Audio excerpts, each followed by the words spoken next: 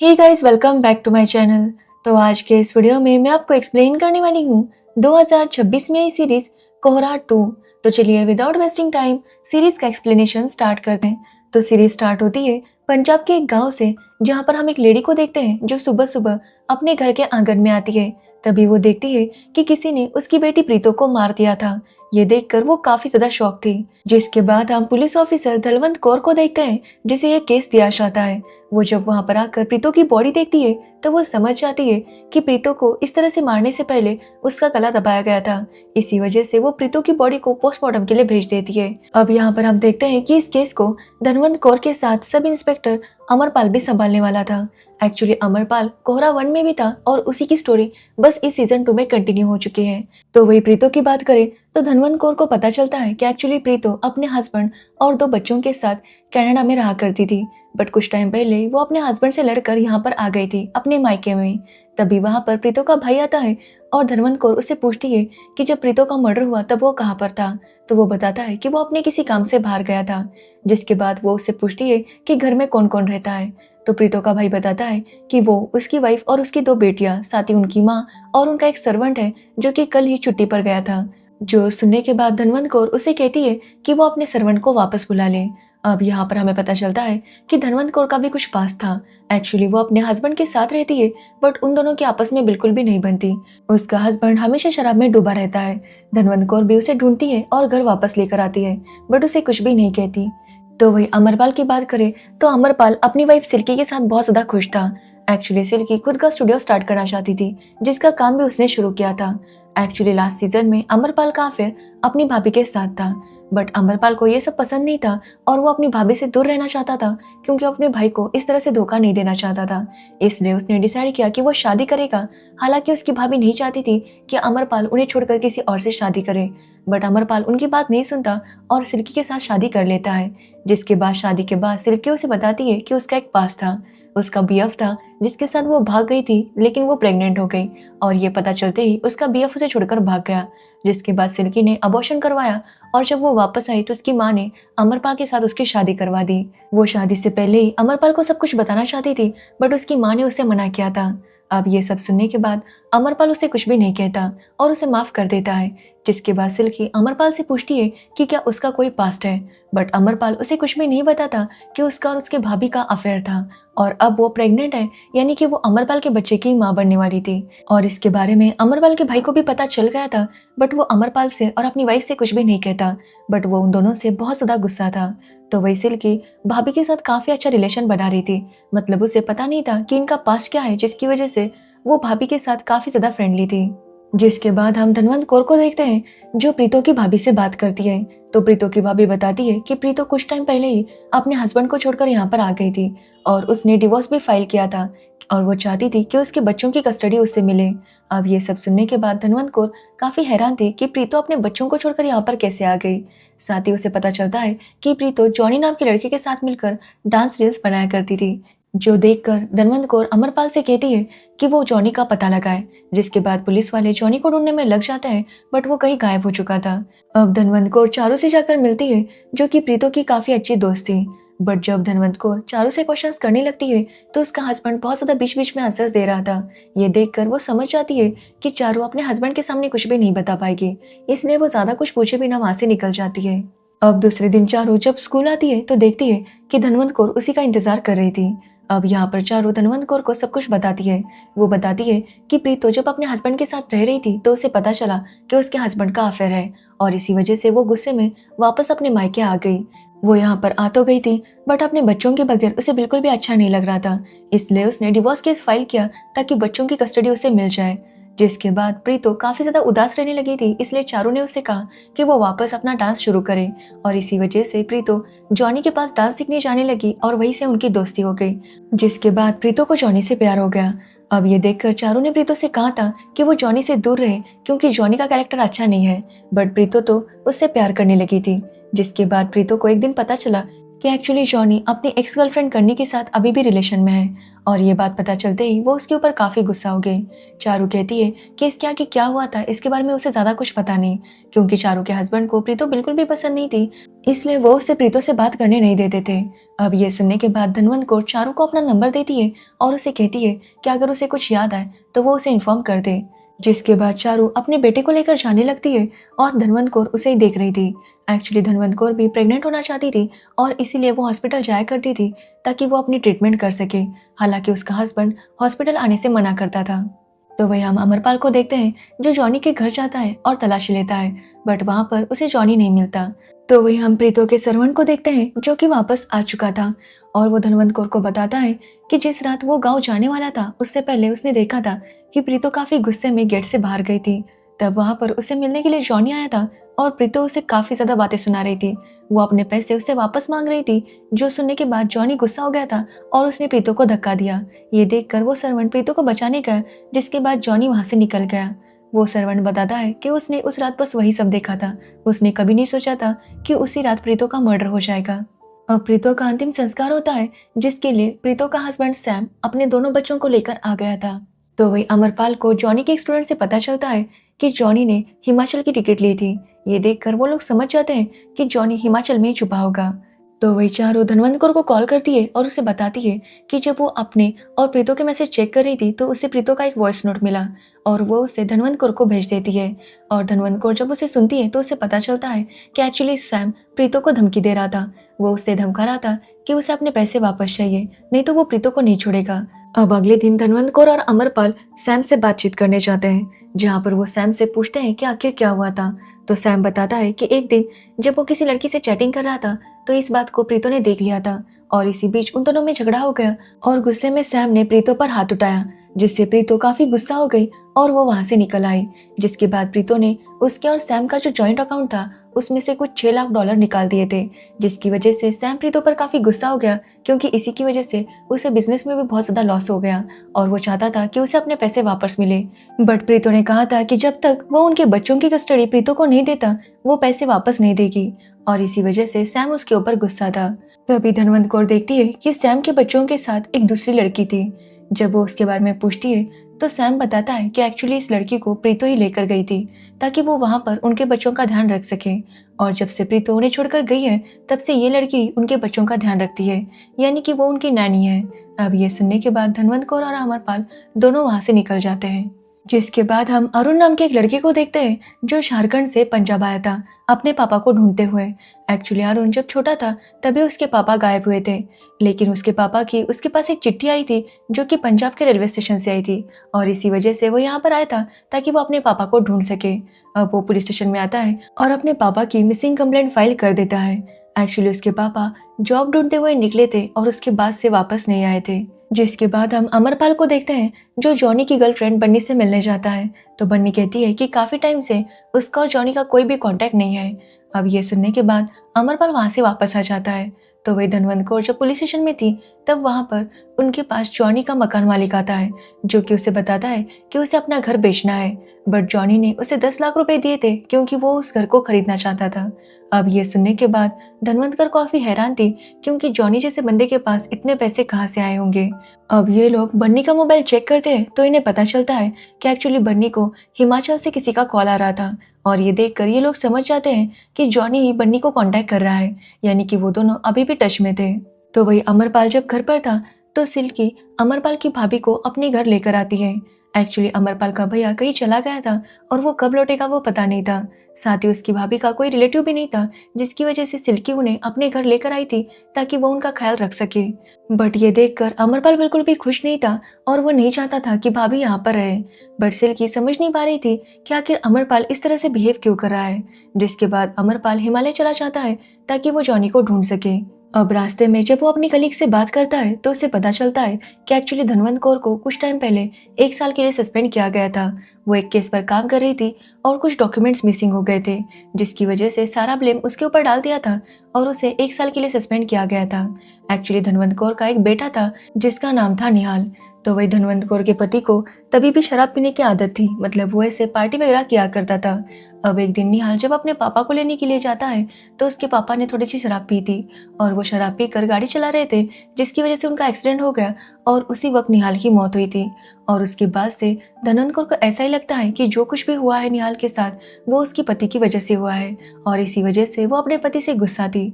तो वही उसके पति को भी एहसास था कि उनसे कितनी बड़ी गलती हुई है और वो इसके लिए खुद को माफ नहीं कर सकते थे, जिसकी वजह से उन्होंने अपने आप को पूरी तरह से नशे में धुत कर लिया था। तो वही हम अमरपाल को देखते हैं जो हिमाचल जाकर जॉनी का पता लगा लेता है और उसे लेकर पंजाब आता है। बट यहाँ आने के बाद भी जॉनी और उसकी गर्लफ्रेंड दोनों ही कुछ भी बताने के लिए तैयार नहीं थे। तो वही हम अरुण को देखते हैं जो अपने पापा को ढूंढने की पूरी कोशिश कर रहा था और इसी वजह से वो छोटे मोटे काम भी कर रहा था ताकि वो यहाँ पर गुजारा कर सके। एक्चुअली अरुण के पापा 15 साल पहले गायब हुए थे और तब अरुण बहुत ज़्यादा छोटा था, जिसकी वजह से वो अपने पापा को ढूंढने नहीं आ पाया था। बट अब उसे हर हाल में अपने पापा को ढूंढना था। तो वही धनवंत कौर जब जॉनी और उसकी गर्लफ्रेंड को डरा कर उनसे पूछताछ करती है तो वो दोनों सब कुछ सच बता देते हैं। एक्चुअली जॉनी के पास जो 10 लाख रुपए थे वो प्रीतो के ही थे। उसने प्रीतो को झूठे प्यार की तसल्ली दी, जिसके बाद प्रीतो से उसने पैसे लिए। बट बाद में प्रीतो को पता चल गया कि जॉनी उससे प्यार नहीं करता, बल्कि वो तो अभी भी बानी के साथ है और इसी वजह से वो जॉनी से लड़ने लगी और अपने पैसे वापस मांगने लगी। जॉनी बताता है कि उसने ये सब इसलिए किया क्योंकि वो खुद का स्टूडियो स्टार्ट करना चाहता था। वो कहता है कि उसने प्रीतो के पैसे जरूर लिए हैं लेकिन उसने प्रीतो को मारा नहीं है। जिसके बाद हम प्रीतो के भाई को देखते हैं जिसके पास उसका साला अमरजीत आ जाता है। एक्चुअली अमरजीत को पता चल गया था कि प्रीतो के भाई ने अपनी वाइफ को चीट किया है, मतलब उसका किसी के साथ अफेयर चल रहा था और यहाँ तक कि उसने अपना घर भी उसे दे दिया था। और इसी वजह से अमरजीत अपने जीजू पर बहुत ज्यादा गुस्सा था और वो उसे धमकाता है कि वो सुधर जाए और इस तरह की हरकतें ना करे। तो वही अरुण को पता चलता है कि कुछ सालों पहले राजू नाम का बंदा एक काम किया करता था जो कि मजदूरों को काम दिलवाया करता था और उसे पता हो सकता था कि अरुण के पापा कहाँ पर हैं। इसलिए अरुण तुरंत राजू का पता लगाता है और उससे मिलने जाता है। बट जैसे वो उसे अपने पापा की फोटो दिखाता है तो राजू काफी गुस्सा होता है और वो अरुण को वहां से भगा देता है, जो देखकर हम समझ पाते हैं कि राजू को जरूर पता था कि अरुण के पापा कहाँ पर है। जिसके बाद हम माही नाम की एक औरत को देखते हैं जिसे बुरी तरह से पीटा गया था। अब जब धनवंत कौर वहां पर आती है तो उसे पता चलता है कि एक्चुअली माही के साथ ही प्रीतो के भाई का अफेयर चल रहा था, यानी कि प्रीतो के भाई ने जो घर गिफ्ट किया था वो माही को ही गिफ्ट किया था। अब धनवंत कौर उस जगह का सीसीटीवी फुटेज चेक करती है जहाँ पर माही को पीटा गया था और उन्हें पता चलता है कि माही को पीटने वाला कोई पम्मी नाम का बंदा था। इसलिए वो लोग पम्मी को ढूंढने लगते हैं बट पम्मी का कहीं पर भी पता नहीं चल रहा था। तो वही अमरपाल को उसकी खबरी से पता चल जाता है कि उसने पम्मी को देखा है, इसलिए वो पम्मी को पकड़ने के लिए चाहता है बट पम्मी वहां से भाग निकल चुका था। जिसके बाद हम देखते हैं कि प्रीतो के भाई की एक फैक्ट्री थी, वहां पर बुरी तरह से आग लग जाती है। अब जब वो आग लगी थी तो पम्मी भी वहीं से गुजर रहा था और जैसे वो ये देखता है वो आग के अंदर जाकर अंदर जो लोग थे उन्हें बचाने की कोशिश करता है बट आग काफी तेज थी, जिसकी वजह से पम्मी का हाथ भी जल जाता है और वो वहां से निकल जाता है। तो वही उस आग में 4 लोगों की मौत हुई थी जिन्हें अंदर बांध कर रखा गया था। अब ये देखकर धनवंत कौर और अमरपाल दोनों ही काफी हैरान थे कि आखिर किसी इंसान को इस तरह से बांध कर क्यों रखा गया था। इसलिए वो लोग प्रीतो के भाई को अरेस्ट करते हैं। तो प्रीतो का भाई बताता है कि एक्चुअली वो लोग बंधुआ मजदूर थे। पुराने जमाने में मजदूरों को इस तरह से खरीदा जाता था और उनसे काम करवाया जाता था और प्रीतो के पापा भी मजदूर खरीदते थे और इस तरह से उन्होंने कई सारे मजदूरों को अपने यहाँ पर काम पर रखा था। अब ये सुनकर धनवंत और अमरपाल दोनों ही काफी हैरान थे कि किसी इंसान को इस तरह से खरीदा और बेचा कैसे जा सकता है। जिसके बाद हम अरुण को देखते हैं जिसे जैसे ही पता चलता है कि कुछ मजदूरों को इस तरह से फैक्ट्री में बंद करके रखा गया था, जिनमें से 3 की मौत हो गई थी और एक सिविल हॉस्पिटल में था। अब ये सुनते ही अरुण तुरंत वहां पर जाता है क्योंकि उसे उम्मीद थी कि उसे उसके पापा मिल जाएंगे। अब वहां पर वो मजदूर काफी ज्यादा जल चुका था और अरुण उसे अपने पापा के बारे में पूछता है। अब वो आदमी ठीक से कुछ भी बोल नहीं पा रहा था बट वो बस यही कहता है कि राजू। अब ये सुनने के बाद अरुण समझ जाता है कि राजू उसके पापा के बारे में जानता है, इसलिए वो वापस राजू के पास जाता है बट राजू उसे कुछ भी बताने के लिए तैयार नहीं था। जिसके बाद वो कहता है कि वो सब कुछ बता देगा और ये बोलकर वो वहां से भागने की कोशिश करने लगता है, जो देखकर अरुण को काफी गुस्सा आता है और वो एक पत्थर से राजू को मार देता है। लेकिन राजू को मारने के बाद वो वहीं पर बैठ जाता है। कुछ टाइम बाद वहां पर पुलिस आती है और वो लोग अरुण को अरेस्ट कर लेते हैं। तो वही हम अमरपाल को देखते हैं जिसकी सिल्की के साथ ये पहली रोरी थी। अब सिल्की भी उसे काफ़ी एंजॉय कर रही थी, बट तभी वहाँ पर अमरपाल का भाई आता है, जो कि अपनी वाइफ से कहता है कि उन्हें यहाँ से जल्दी से निकलना होगा। अब अमरपाल की भाभी समझ नहीं पा रही थी कि आखिर वो इतनी जल्दी क्यों ले जा रहा है। तो अमरपाल का भाई कहता है कि वो कल ही सारी प्रॉपर्टी उसकी भाभी के नाम पर ट्रांसफ़र कर देगा और यहाँ से निकल जाएगा। जो सुनकर वो काफ़ी ज़्यादा हैरान थी। अब अमरपाल जब अपने भाई को समझाने की कोशिश करता है, तो उसका भाई गुस्से में बोल देता है कि वो जानता है कि ये बच्चा उसका नहीं बल्कि अमरपाल का है। जो सुनकर सिल्की भी काफ़ी शॉक थी कि अमरपाल ने उससे इतना बड़ा सच छुपाया था, इसलिए वो भी अमरपाल को छोड़कर चली जाती है। तो वही धनवंत कौर को पम्मी का पता चल जाता है और वो उसे पकड़ने के लिए जाती है, बट पम्मी वहां से भागना चाहता था, इसलिए वो धनवंत कौर के ऊपर अटैक करता है और उसे बुरी तरह से पीट कर वहां से भाग जाता है। जिसके बाद अमरपाल पम्मी का पीछा करने लगता है। अब पम्मी भी उसे काफी पीटता है, बट आखिरकार अमरपाल पम्मी को पकड़ ही लेता है। जिसके बाद वो लोग पम्मी को काफी पीटते हैं और उसे सच बुलवाने की कोशिश करते हैं, बट पम्मी उन्हें कुछ भी बताने के लिए तैयार नहीं था। जिसके बाद हम एक स्कूल के बाहर बैठे भिखारी को देखते हैं, जो एक बच्चे से कुछ पैसे ले रहा था, बट तभी कुछ लोगों को लगता है कि शायद वो भिखारी उस बच्चे को किडनैप करने वाला है, इसलिए वो पुलिस को इन्फॉर्म कर देते हैं और पुलिस वाले उस भिखारी को पकड़ लेते हैं और पुलिस स्टेशन में रखते हैं। बट अगले दिन उन्हें एहसास हो जाता है कि ये भिखारी पागल है और हमेशा भीख मांगता रहता है, इसलिए वो उसे वहाँ से जाने के लिए कहते हैं। जिसके बाद वो भिखारी वहाँ से निकल जाता है। तो वही धनवंत कौर और अमरपाल कंटिन्यूअसली पम्मी से पूछने की कोशिश कर रहे थे कि आखिर उसने प्रीतो को क्यों मारा, बट वो उन्हें कुछ भी बताने के लिए तैयार नहीं था। कि तभी वहाँ पर प्रीतो की भाभी आती है और उन्हें बताती है कि पम्मी ने कुछ भी नहीं किया। यहाँ पर प्रीतो की भाभी बताती है कि उसी ने पम्मी से कहा था कि वो जाकर प्रीतो को मार दे, क्योंकि प्रीतो प्रॉपर्टी में हिस्सा चाहती थी, जबकि प्रीतो के भाई ने आधे से ज़्यादा प्रॉपर्टी बाकी लेडीज़ पर उड़ा दी थी। और अब जो थोड़ी बहुत प्रॉपर्टी बची थी उसमें प्रीतो हिस्सा मांग रही थी, जबकि प्रीतो के पति के पास बहुत ज़्यादा प्रॉपर्टी थी और उसमें से काफी सारी प्रॉपर्टी प्रीतो को मिलने वाली थी। और इसी वजह से प्रीतो की भाभी ने पम्मी से कहा था कि वो प्रीतो को खत्म कर दे, और पम्मी भी उनकी बात मानकर जब प्रीतो को खत्म करने गया तो उसने देखा कि किसी ने पहले ही प्रीतो को मार दिया था, जिसकी वजह से वो वहां से भाग निकला। अब यहाँ पर प्रीतो की भाभी बताती है कि पम्मी पुलिस वालों को कभी भी कुछ भी नहीं बताएगा, क्योंकि वो पुलिस वालों से नफरत करता है। एक्चुअली पम्मी जब बहुत ज़्यादा छोटा था तभी पुलिस वालों ने उसके पेरेंट्स को पकड़ा था और फिर उसके पापा को काफ़ी ज़्यादा पीट कर उन्हें मार दिया था। जिसके बाद उसकी माँ को भी काफ़ी टॉर्चर किया गया था, जिसकी वजह से पम्मी पुलिस वालों से नफरत करता है। तब प्रीतो की भाभी के घर वालों ने ही पम्मी को संभाला था और आज तक वो उनके साथ ही रहता है। और इसी वजह से प्रीतो की भाभी पम्मी को अपना भाई मांगती है और वो उसके लिए कुछ भी कर सकती है, साथ ही वो भी उसके लिए कुछ भी कर सकता है। इसलिए पम्मी ने उनके कहने पर प्रीतो को मारने की प्लानिंग कर दी थी, बट इससे पहले वो प्रीतो को मारता, प्रीतो को ऑलरेडी कोई मार चुका था। अब ये सब सुनने के बाद धनवंत कौर को ये तो समझ आ जाता है कि पम्मी प्रीतो को मारने वाला था, लेकिन उससे पहले किसी ने उसे मार दिया था, मगर वो कौन था ये अब तक उन्हें पता नहीं चला था। अब अगले दिन अमरपाल जब कुछ केसेस की फाइल देख रहा था, तभी वहां पर उसे अरुण की कंप्लेंट दिखाई देती है। और जब वो अरुण के पापा का फोटो देखता है तो वो काफी हैरान था, क्योंकि कल जो भिखारी पुलिस स्टेशन आया था वो और अरुण के पापा एक ही थे। तभी वो भिखारी वापस पुलिस स्टेशन आ जाता है। ये देखकर अमरपाल काफी हैरान था, वो समझ नहीं पाता कि ये भिखारी वापस यहाँ पर कैसे आ गया। वो इसके बारे में धनवंत कौर को बताता है, जिसके बाद धनवंत कौर उस भिखारी को अरुण के पास लेकर जाती है और अरुण अपने पापा को पहचान लेता है। बट अरुण के पापा मेंटली अनस्टेबल हो गए थे और ये देखकर धनवंत कौर समझ नहीं पा रही थी कि आखिर अरुण के पापा की ये हालत किसने की।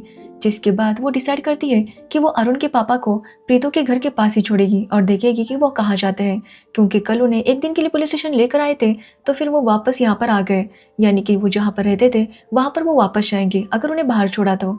जिसके बाद वो लोग उन्हें बाहर लेकर जाते हैं, जिसके बाद अरुण के पापा प्रीतो के घर में जाते हैं जहाँ पर एक तहखाना टाइप था और वहाँ पर जाकर खुद को जंजीरों से बांध लेते हैं। और यहाँ पर इन्हें पता चलता है कि एक्चुअली अरुण के पापा को भी बंधुआ मजदूर बनाकर रखा गया था। एक्चुअली प्रीतो के पापा ने राजू से 5 मजदूरों को खरीदा था, जिसमें से 4 मजदूरों को उन्होंने अपनी फैक्ट्री में रखा था और अमर के पापा को अपने घर में, ताकि वो यहाँ पर सारा काम कर सके। उनके साथ जानवरों की तरह सलूक किया जाता था।